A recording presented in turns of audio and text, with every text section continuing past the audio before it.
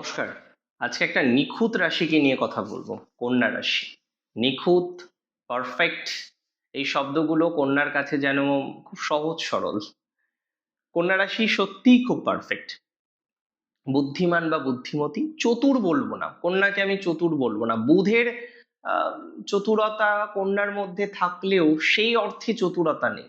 বুদ্ধিমান, বুদ্ধিমতী যদি চতুরই হতো তাহলে বুঝতে হবে অন্য কেউ তাকে ইউজ করতে পারতো না।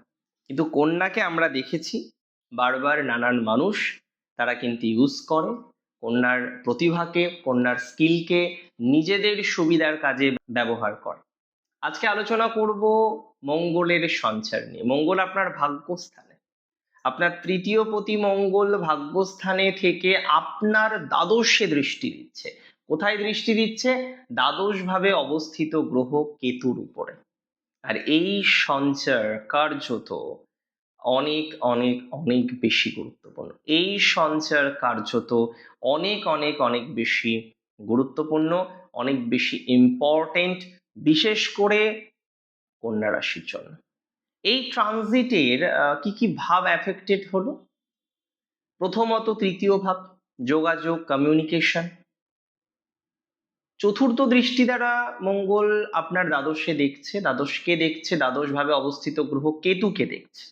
হসপিটালাইজেশন, বিদেশ যাত্রা, মোক্ষ লাভের ঘর।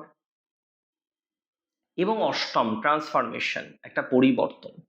দেখুন, এই ট্রানজিটে বাস্তবিক জগতে প্রথম ফলাফল আপনার ভাগ্যের চাকা কিন্তু ঘুরতে পারে। আটকে থাকা কাজ হঠাৎ করে একটা গতি পাওয়ার মতো সম্ভাবনা আমরা লক্ষ্য করতে পারি। আটকে থাকা কাজে হঠাৎ গতি পাবেন।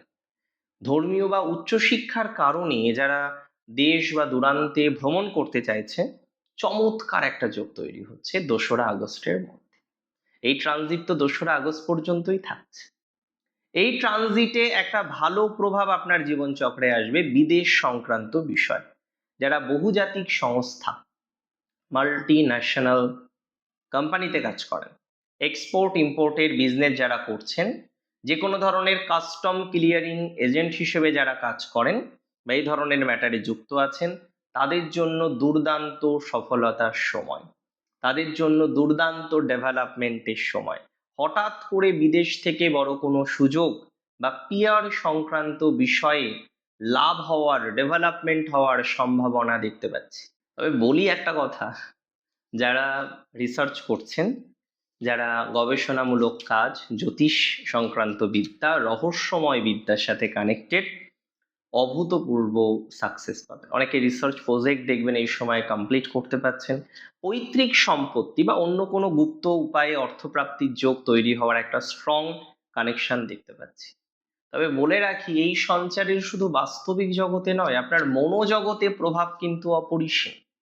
বিশেষ করে নবম এবং দ্বাদশ ভাব অ্যাক্টিভেট, যে কারণে ঈশ্বরের প্রতি আপনার ভক্তি, বিশ্বাস আইদার বহুগুণ বেড়ে যাবে, অথবা, তবে এটুকু বলি, দ্বাদশে কেতু আছে, মনের গভীরে এক অদ্ভুত উদাসীনতা, বৈরাগ্য অনেকের তৈরি হতে পারে। এটাকে প্রাধান্য দিতে হবে, বাট অতটাও নয়।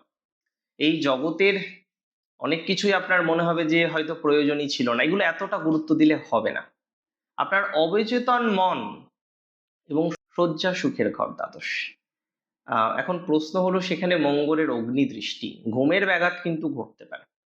মনের ভিতরে একটা অজানা ভয়, অজানা একটা ভীতি সবসময় কাজ করতে পারে, এটা হয়ে যাবে, ওটা হয়ে যাবে। দেখুন, আমি আপনাদের একটা কথা বলি, এই সময় কি কি সতর্কে থাকবেন। ফার্স্ট, পিতার স্বাস্থ্যের প্রতি নজর দিতে হবে। আপনার পিতা, আপনার ফাদার, আপনার প্যারেন্টসের হেলথের প্রতি আপনাকে বিশেষ নজর দেওয়ার প্রয়োজনীয়তা রয়েছে। বিশেষ নজর দেওয়ার চেষ্টা আপনাকে কিন্তু করতে হবে, বা এটার বিশেষ প্রয়োজনীয়তা দেখতে পাচ্ছি। তবে বলে দিই, অনেকের হয়তো পিতার জায়গাটা অলরেডি ডিস্টার্ব হয়ে গেছে। তারা অতিরিক্ত প্যানিক করবেন না। অতিরিক্ত চিন্তা করে কখনোই তো কোনো কিছুর সমাধান হয় না। হয় কি? হয় না।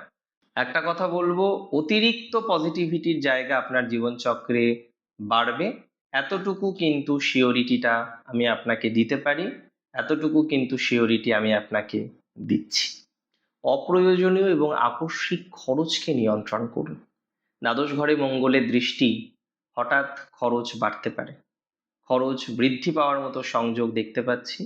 অতিরিক্ত খরচ বৃদ্ধির সংযোগ আমরা লক্ষ্য করতে পাচ্ছি। এটি নিয়ে কিন্তু কোনো রকম সংশয় আমার অন্তত নেই। আমি একটা কথা বলে দিই, কন্যা রাশি যারা দূর ভ্রমণে যাবেন, মালপত্র সাবধানে রাখবেন।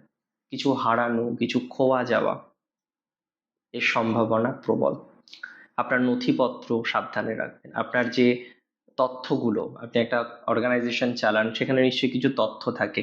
একটা কথা মাথায় রাখতে হবে, নথিগুলোকে অনেকটা সিকিওর রাখার চেষ্টা এই সময় আপনাকে করতে হবে।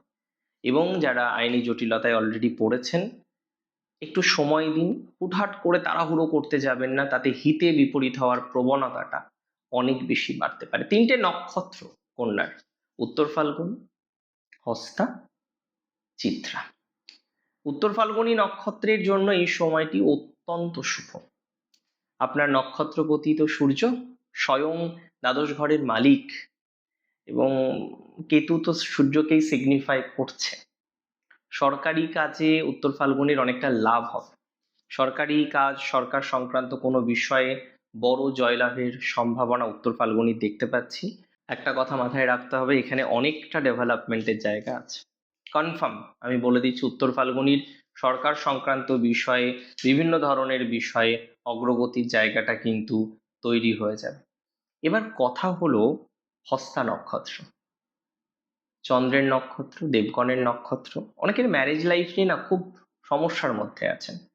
প্র্যাকটিক্যালি একটা কথা মাথায় রাখতে হবে, আপনার পার্সোনাল লাইফ অনেকের তো ডিস্ট্রয় হয়ে গেছে, কিন্তু হুটহাট করে কোনো সিদ্ধান্ত নেবেন না। মানে একবার পড়ে গেছেন সমস্যায়, সেখান থেকে বেরোতে গিয়ে এমন কিছু তাড়াহুড়ো আপনি করে ফেলতে পারেন, কিন্তু সমস্যার জায়গা তৈরি হয়ে যেতে পারে, বা হওয়ার মতো জটিলতা তৈরি হতে পারে।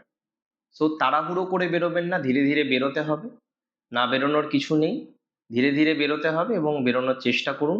আমার মনে হয় তাতে অনেকটা পজিটিভিটির জায়গাটা বৃদ্ধিপ্রাপ্ত হবে। নক্ষত্র চিত্রার ক্ষেত্রে একটা কথা বলি, চিত্রা নক্ষত্রের জাতক জাতিকাদের নিজস্ব নক্ষত্র অধিপতি মঙ্গল এই সংযোগে ডিরেক্টলি সংযুক্ত, ভাগ্যস্থানে বসে আছে কন্যা সাপেক্ষে। আপনাদের সাহস, পরাক্রম, আত্মবিশ্বাস থাকবে তুঙ্গে।